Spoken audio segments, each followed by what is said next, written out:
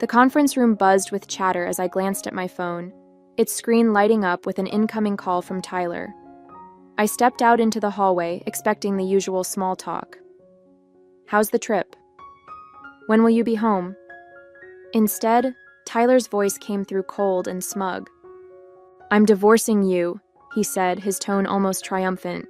"I've already sold the apartment, so you'll need to figure out where you're going to live. Enjoy that." For a moment, I couldn't breathe. The audacity of it, the complete lack of remorse, it was almost laughable. My hand tightened around the phone as his words sunk in. "You sold the apartment?" I asked, keeping my voice steady. "Yeah," he said with a dry laugh. "Nicole and I need the money to set up our life together. She deserves better than a tiny place like that anyway." Nicole. The name stung, though I'd suspected for months that there was someone else. Tyler's late nights, his sudden work trips, and the mounting distance between us all pointed to a third party. But to hear him speak her name so casually, as if I were the intruder in their life, lit a fire in my chest. "Sounds good," I replied evenly. There was no way I was giving him the satisfaction of hearing me crack. "My name is Amelia, and up until that phone call, I thought I'd married a man I could trust. Tyler and I had been together for 6 years, and while things hadn't always been perfect, I'd believed in our partnership. We'd worked hard to buy our apartment, a cozy 2-bedroom in the city that I'd fallen in love with the moment I saw it. It wasn't just a home, it was a symbol of everything we'd built together. Or at least that's what I'd thought. Looking back, there had been signs, small cracks in the foundation I'd ignored. Tyler's dismissive attitude whenever I asked about finances, his tendency to brush off my concerns with a charming smile and a quick kiss. I'd always assumed his confidence came from knowing what he was doing. Now I realized it came from knowing he could manipulate me. The rest of the day passed in a blur. I sat through client meetings, nodding at all the right moments while my mind raced. Tyler thought he'd won. He thought he could pull the rug out from under me, sell the home I'd worked so hard for, and walk away scot-free. But there was one crucial detail he didn't know. The apartment deed had been in my name alone for months. I'd had it transferred after we refinanced earlier in the year, a move Tyler had agreed to without much thought because it meant a lower interest rate.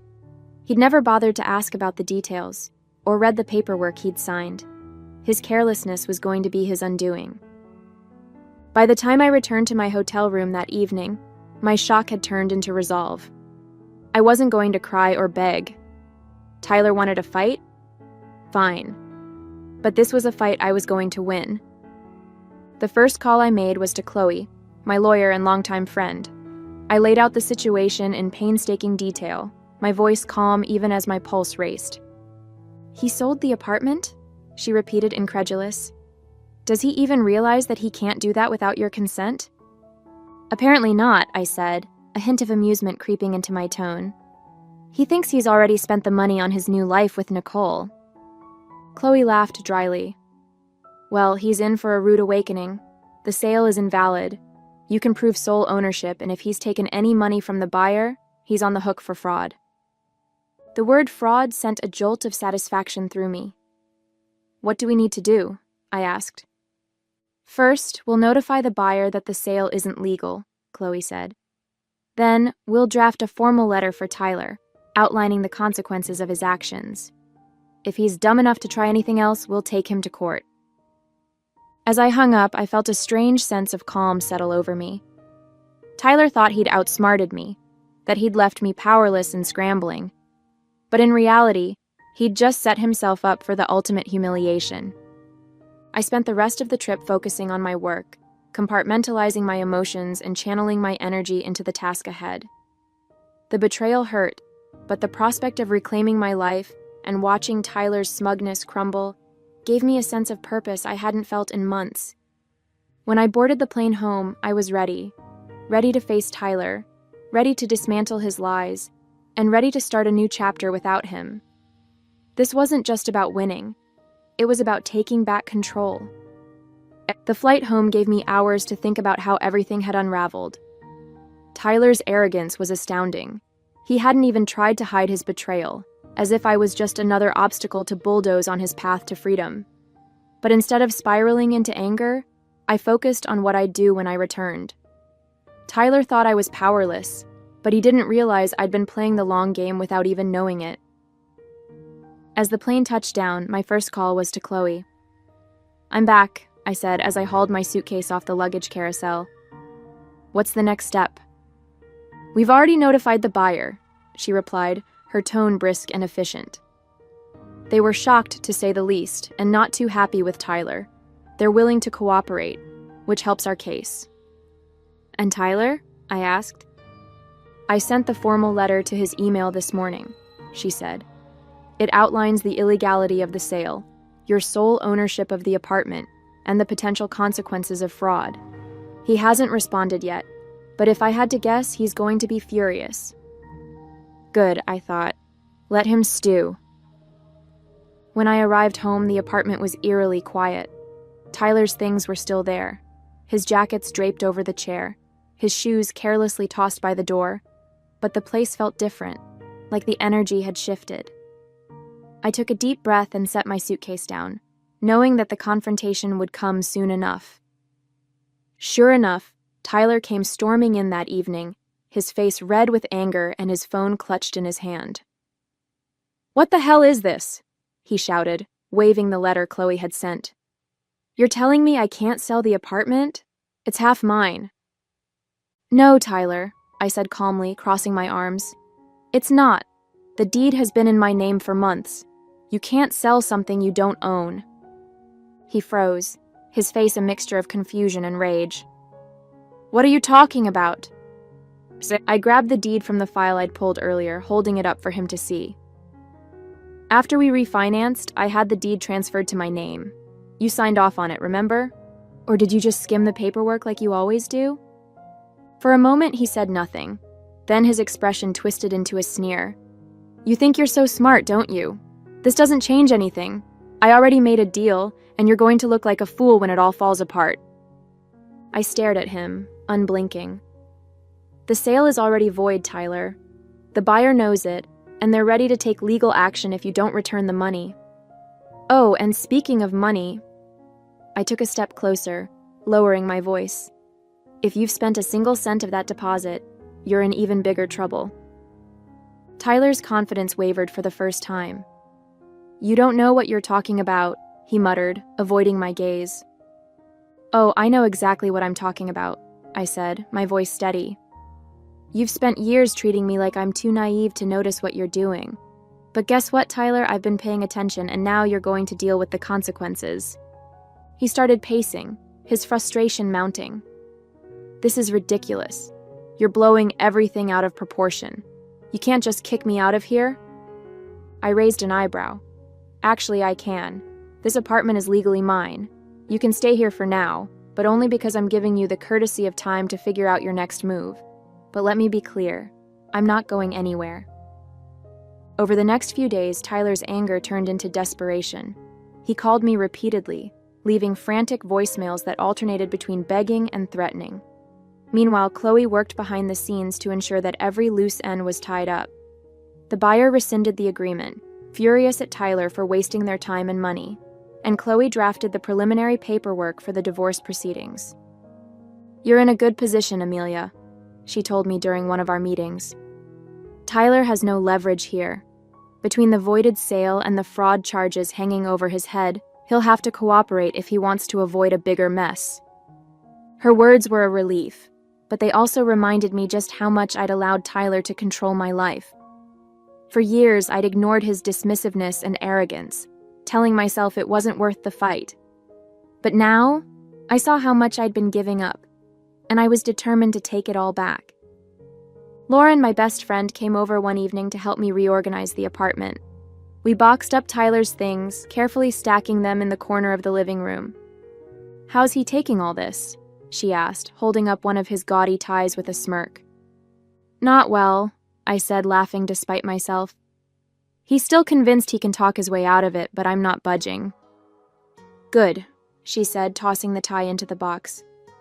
"He doesn't deserve a single inch of your space or your time." I nodded, feeling a wave of gratitude for her support. For so long, I'd felt alone in my marriage, carrying the emotional and financial burden while Tyler took credit for everything. But now, I had people in my corner, and that made all the difference. The final piece of my plan fell into place the day Tyler brought Nicole to the apartment. I was sitting at the dining table reviewing some paperwork when they walked in like they owned the place. Nicole looked around with a smug smile, her arm looped through Tyler's. "So, this is where we're staying?" she said, her voice dripping with entitlement. I stood up, my heart pounding but my resolve unshaken. "No," I said firmly. "This is where Tyler was staying. You, Nicole, won't be staying here at all." Her smile faltered and she glanced at Tyler, who looked equally stunned. "What is this?" he demanded. "This," I said, gesturing to the apartment around me, "is my home. Not yours, not hers, and certainly not a hotel for you to shack up in after stabbing me in the back." Nicole's expression turned icy, but she said nothing. Tyler, on the other hand, looked like he was about to explode. "You can't do this!" he shouted. "You're being unreasonable!" I met his gaze, unflinching. "No, Tyler. What's unreasonable is thinking you could sell my home, walk away with the money, and expect me to just roll over. You're lucky I haven't filed criminal charges for now." Tyler stood in the doorway, his face red with frustration, while Nicole crossed her arms, looking increasingly uncomfortable. "You're being ridiculous, Amelia," he said, his voice laced with desperation. "You can't just kick me out of my own home." I took a step forward, my voice calm but unwavering. "This is my home, Tyler. The deed has been in my name for months, and you know that. You signed the paperwork without even reading it, just like you always do. So no, this isn't your home anymore." Nicole glanced at Tyler, her perfectly manicured hand tightening around her purse strap. "Wait, what's she talking about?" she asked, her tone sharp. "You said this was your apartment, that you sold it." He flinched, trying to wave her off. "It's complicated. I'll handle it." "Oh, it's not complicated," I said, stepping closer. "You tried to sell an apartment that doesn't belong to you. That sale is void, Tyler. And as of right now, you don't have a leg to stand on." Nicole's composure cracked. "You mean the money you told me you had—" She stopped mid-sentence, her voice rising. "Oh my God, did you lie about that too?" "Nicole, let me explain," Tyler said quickly, holding his hands up. But she wasn't having it. "No," I said, cutting him off. "Let me explain. Tyler tried to sell the apartment behind my back, thinking he could pocket the money and leave me with nothing. What he didn't know is that I had the deed transferred to my name months ago. So not only did he fail to sell it, but he also committed fraud by pretending he could." Nicole's mouth opened and closed like a fish gasping for air. "Fraud?" she whispered, taking a step away from him. "Are you serious?" "Yes, fraud," I said, crossing my arms, "and I'm prepared to press charges if he doesn't get his things and leave by the end of the day." Tyler's facade finally cracked. "You can't do this, Amelia," he said, his voice pleading now. "We've been together for 6 years. You can't just throw me out." "You threw me out the moment you made that phone call," I said, my voice hardening. "You told me you were divorcing me and laughed about me having to find a new place to live. You didn't just betray me, Tyler. You tried to ruin me. So don't stand there and act like you're the victim." Nicole took another step back, her eyes darting between us. "This is insane," she muttered, clutching her purse tighter. "You didn't tell me any of this, Tyler. You said you had everything handled." He turned to her, desperation written all over his face. "Nicole, I can fix this. I just need—" She cut him off with a raised hand. "Don't, just don't. I'm not getting dragged into your mess." Without another word, she turned on her heel and stormed out, leaving him standing there, stunned. I couldn't help but smile as the door clicked shut behind her. "Looks like you're on your own," I said, turning back to Tyler. "Now, let's talk about what happens next." He slumped onto the couch, burying his face in his hands. "Amelia, please. I screwed up. I know that. But you don't have to do this." "You're right," I said, grabbing a folder from the kitchen counter and setting it on the coffee table in front of him. "I don't have to do this, but I'm going to. This is the divorce paperwork. My lawyer has already drafted it, and I suggest you sign it quickly. The sooner you do, the sooner we can both move on." He stared at the folder, his face pale. "You really hate me that much?" "Hate you?" I let out a bitter laugh. "No, Tyler, I don't hate you. I feel sorry for you. You had everything. Someone who loved you, a home we built together, and you threw it all away because you couldn't see past your own ego." I stood, my heart pounding but my resolve unshaken. "I want you out of here by the end of the day. Take your things and figure out where you're going to stay. This is the last time I'm giving you any grace." He opened his mouth to argue but stopped, his shoulders slumping in defeat. "Fine," he muttered. "I'll go." "Good," I said, walking toward the door. "And don't even think about trying anything else. Chloe's already handling everything, and the next time you cross a line, I won't hesitate to let the courts handle it." As I opened the door, Tyler slowly stood, grabbing his coat. He didn't look at me as he walked out, his footsteps heavy with defeat. For a moment, I felt a pang of sadness, not for him, but for the life we could have had if he'd been the man I thought he was. But that moment passed quickly, replaced by a sense of relief. I closed the door behind him, locking it with the new key I'd had made. This was my home now, and no one, especially not Tyler, would take it away from me again. The silence in the apartment after Tyler left was deafening. For the first time in years, I felt like I could finally breathe. The space no longer felt heavy with his presence, his entitlement, or his lies. It was just me, the home I'd built, and the quiet realization that I had won, not just against him, but against every doubt I'd ever had about standing up for myself.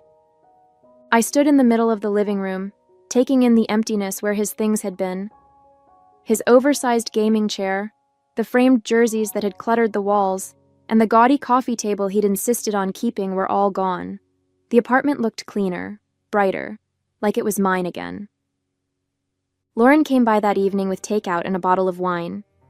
"Is he really gone?" she asked, plopping down on the couch with a dramatic sigh. "Gone and not coming back," I said, pouring 2 glasses of wine. I gave him until the end of the day to pack his things. He didn't argue. Lauren raised her glass. "To fresh starts and well-deserved victories." I clinked my glass against hers, feeling the weight of the past week slowly lifting. To never letting someone walk all over me again. Over the next few days, I began to reclaim the apartment piece by piece. I rearranged the furniture, moved my favorite artwork into the living room, and filled the space with things that made me happy. It wasn't just about redecorating, it was about turning the apartment into a reflection of who I was, not the person Tyler had tried to make me. Chloe called with updates on the legal proceedings, her voice filled with the kind of confidence that made me feel invincible. "The fraud charges are off the table since the buyer decided not to pursue them," she explained. "But the divorce paperwork is moving along smoothly. Once Tyler signs, you'll be officially free." Hearing the word free made my chest tighten. It wasn't just about the divorce. It was about everything I'd been carrying for years. The resentment, the self-doubt, the feeling of being trapped in a marriage that didn't value me. It was all finally being lifted. Tyler tried to reach out a few times. His messages ranged from half-hearted apologies to pathetic attempts to guilt me into reconciling. "I made a mistake," one read. "Can't we at least talk about this?" Another was more desperate. "You're going to ruin me, Amelia. Is that what you want?" I didn't reply. For once, I wasn't going to waste my energy trying to fix something that was broken beyond repair. He'd made his choices, and now he was dealing with the consequences. By the end of the week, the apartment felt like a completely new space, warm, inviting, and entirely mine. As I sat on the couch with a cup of tea, the city lights twinkling outside the window, I thought about everything that had happened. Tyler's betrayal had been a shock, but it had also been a wake-up call. For too long, I'd let myself believe that I didn't deserve better, that I had to settle for whatever scraps of respect and love he decided to throw my way. But now, I knew better. I wasn't just reclaiming my apartment, I was reclaiming my life. A month later, my life looked completely different. The apartment was unrecognizable, not because of any drastic renovations, but because of how it felt. It was a space that reflected me, my tastes, my personality, and my newfound independence. The absence of Tyler's clutter and his overbearing presence made the home feel lighter, freer. The divorce was moving along smoothly. Chloe had handled everything with precision, ensuring Tyler had no room to argue or complicate the process. He signed the papers without much fuss, likely realizing that he had no leverage. There was no grand showdown, no emotional plea to work things out. Just a cold, clean break that felt both bittersweet and deeply satisfying. One day, as I sorted through some old papers, I came across a photo of Tyler and me from our early years together. We were smiling, arms around each other, full of hope and promise. I stared at it for a moment, letting the memories wash over me. There had been good times, moments when I truly believed we were building a life together. But those moments were gone, overshadowed by years of neglect, manipulation, and betrayal. I tucked the photo into an envelope and put it away in a drawer. It wasn't worth keeping out in the open, but I wasn't ready to throw it away either. It was a part of my past, but it didn't define me anymore. Lauren and I celebrated the finalized divorce with dinner and drinks at a trendy rooftop bar downtown. "You're glowing," she said, raising her cocktail in a toast. "Single life suits you." I laughed, feeling a warmth I hadn't felt in years. "It's not the single life," I said. "It's the freedom. For the first time, I don't feel like I'm living under someone else's rules." We toasted to that, and as the night went on, I felt a growing sense of pride in myself. I'd faced one of the hardest moments of my life and come out stronger. I wasn't just surviving, I was thriving. Back at home, I started planning for the future. The apartment had become more than a refuge. It was a symbol of everything I'd reclaimed. But I knew I wouldn't stay there forever. Someday, I'd move to a new place, one without any lingering shadows of my life with Tyler. Until then, I was determined to make the most of every moment in the space I had fought so hard to keep. As I curled up on the couch that night, a sense of peace washed over me. I thought about how Tyler had laughed during that phone call, so certain that he'd won, and I couldn't help but smile. His arrogance had been his downfall, and my quiet strength had been my salvation. This wasn't just the end of a marriage, it was the beginning of a new chapter, one where I called the shots, one where I chose happiness on my own terms. And after a long time, I felt truly free.